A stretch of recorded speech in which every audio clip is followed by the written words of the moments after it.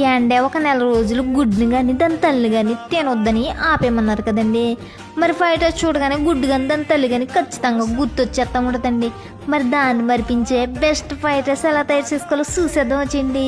ముందుగా కాలీఫ్లవర్ తీసుకుని కొంచెం ఉప్పు అలాగే కొంచెం పసుపు వేసుకుని లైట్ బాయిల్ చేసి పక్కన పెట్టుకోండి.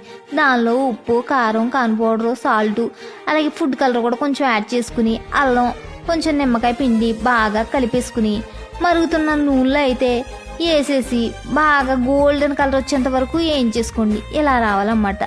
ఆ తర్వాత దాన్ని పక్కన పెట్టి వేరే కడాయిలో కొంచెం ఆయిల్ వేసుకుని ఉల్లిపాయ, పచ్చిమిరపకాయ, ఉల్లిపాయ కాళ్ళు, క్యాబేజీ, క్యాప్సికమ్, క్యారెట్ వేసి కొంచెం ఇవి కూడా ఉల్లిపాయ అలాగే క్యారెట్, పచ్చిమిరపకాయలు, ఉల్లిపాయ కాళ్ళు వేసుకుని ఫస్ట్ కొంచెం అల్లం వేసుకుని బాగా వేయించుకోవాలి. దానిలో కారం సరిపడా, సాల్టు, గరం మసాలా వేసుకుని బాగా వేయించేసుకోవాలన్నమాట. లైట్ బాయిల్ అయితే అవ్వాలన్నమాట. దానిలో క్యాబేజీ అలాగే క్యారెట్ కూడా క్యాప్సికమ్ వేసి బాగా వేయించుకోవాలి. దానిలో రైస్ ముందుగా పెట్టుకున్న బాస్మతి రైస్ అయినా పర్లేదు, నార్మల్ రైస్ అయినా పర్లేదు.